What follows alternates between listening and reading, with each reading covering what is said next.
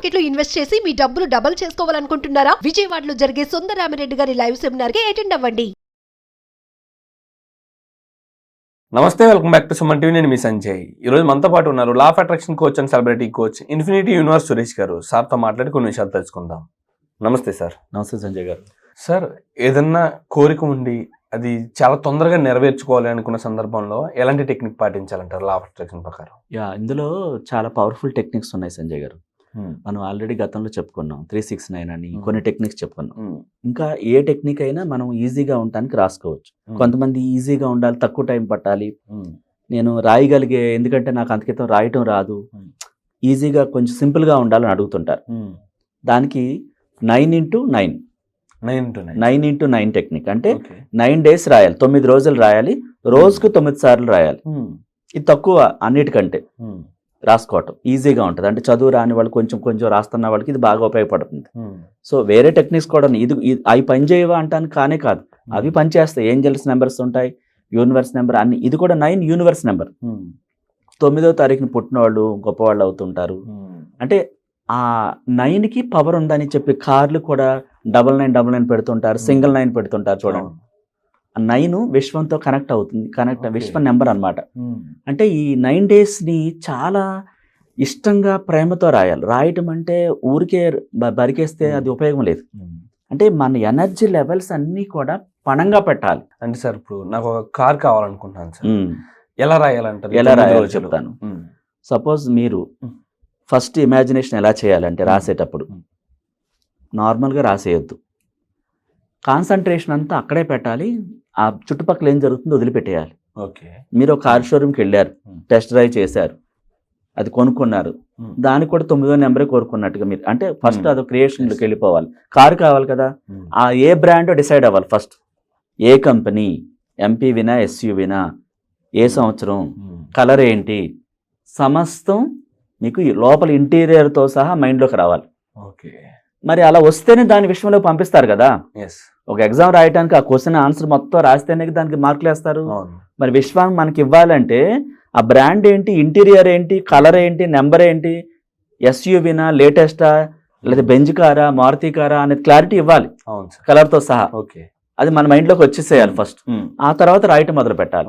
మన కోరిక మీద మనకి ఫుల్ క్లారిటీ ఉండాలి. వస్తువుని మనం విశ్వానికి చూపించాలి ఫస్ట్ మనం. ఇప్పుడు మీ చిన్నపిల్లలు ఉన్నారు, పేరెంట్స్ షాపింగ్ తీసుకెళ్లారు, నాకు ఈ డ్రెస్ కావాలని పట్టుకుంటారు. వాళ్ళు చూపిస్తేనే ఇది వద్దా కాదని పేరెంట్స్ డిసైడ్, ఇది కాదురా నాకు వేరేదని చెప్తారు. అంటే అక్కడ చూపిస్తున్నాము, విశ్వానికి కూడా మనకు కావాల్సిందని చూపించాలి ఈ టెక్నిక్ రాసేటప్పుడు.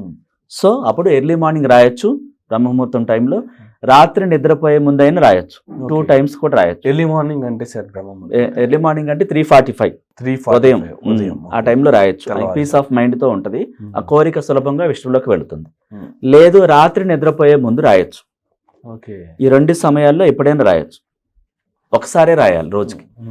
ఎన్నిసార్లు రాయాలి? 9 లైన్లో ఒక లైన్ అంతా వచ్చేలా చూసుకోవాలి సింపుల్ గా. ఏ కారు కలిగి ఉన్నారు మీరు? బెంజ్ కారా, మారుతి కారా, మహీంద్రానా? ఆ క్లారిటీ, బ్రాండెడ్ అనేది క్లియర్గా ఉండాలి, కలర్తో సహా ఉండాలి, ఎస్యూవీనా క్లియర్గా ఉండాలి. ఆ కారు సపోజ్ మీరు ఒక బెంజ్ కారు కావాలనుకున్నారు, అది ఎస్యూవీ, కలర్ మెరూన్ అనుకుందాం ఫర్ ఎగ్జాంపుల్, ఉదాహరణకి. బెంజ్ కారు ఏ కారు? బ్లాక్ కలర్, మీకు బ్లాక్ ఇష్టం. బెంజ్ కారు లేటెస్ట్ మోడల్ 600 అది ఉంది కదా, మీరు ఆ మెరూన్ కలర్, బ్లాక్ కలర్ చెప్తున్నారు. సో ఆ బ్లాక్ కలర్తో సహా కలిగి ఉన్నా నేను, మీ దగ్గర ఉన్నట్టు చెప్పాలి. నేను కలిగి ఉన్నాను, థ్యాంక్ యూ యూనివర్స్. ఆ సింగిల్ లైన్లో వచ్చేసేయాలి. ఆ లైన్లు ఎన్ని రాయాలి? 9 సార్లు రాయాలి. అది ఆ డే అయిపోయింది. అది రాసేసి దాన్ని ఇమాజినేషన్ చేసుకోవాలి. అంటే ఎలా చేసుకోవాలి? 9 సార్లు రాసేస్తారు, దానికి ముందు ఇమాజినేషన్ చూపించారు ఆ పిక్చర్ని మైండ్లో. రాసేసిన తర్వాత అనుభూతి చెందాలి.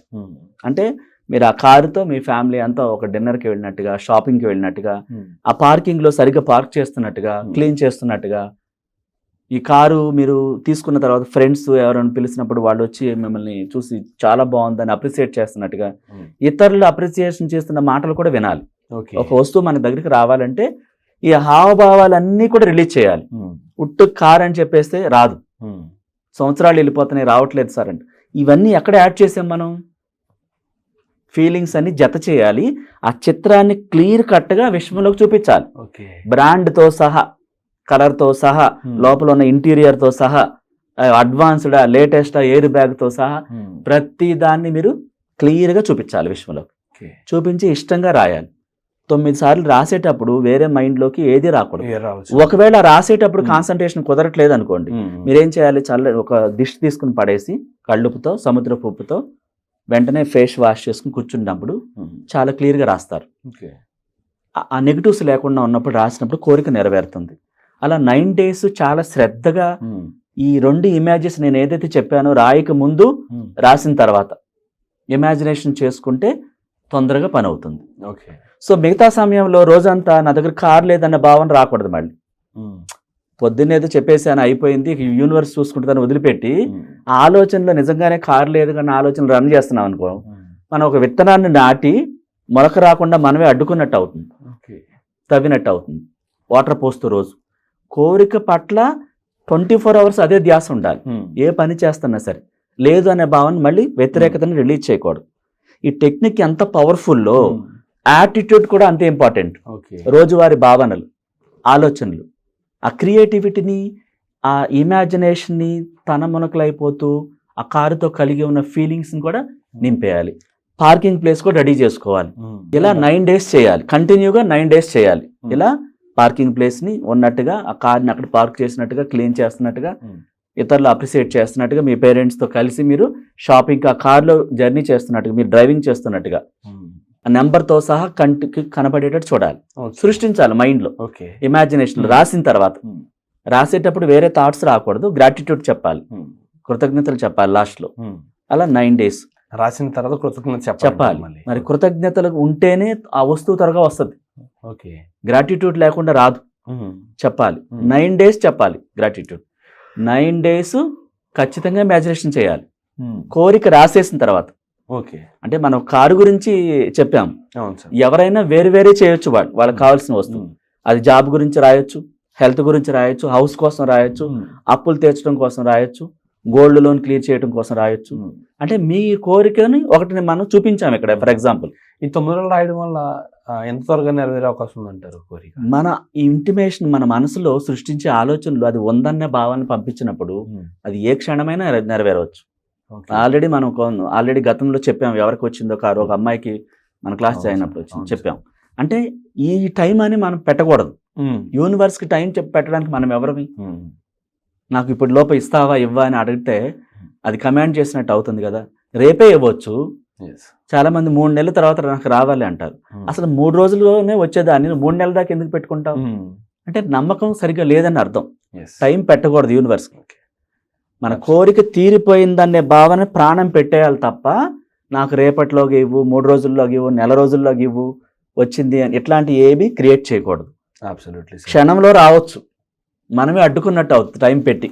Thank you sir, thank you very much sir. Most welcome.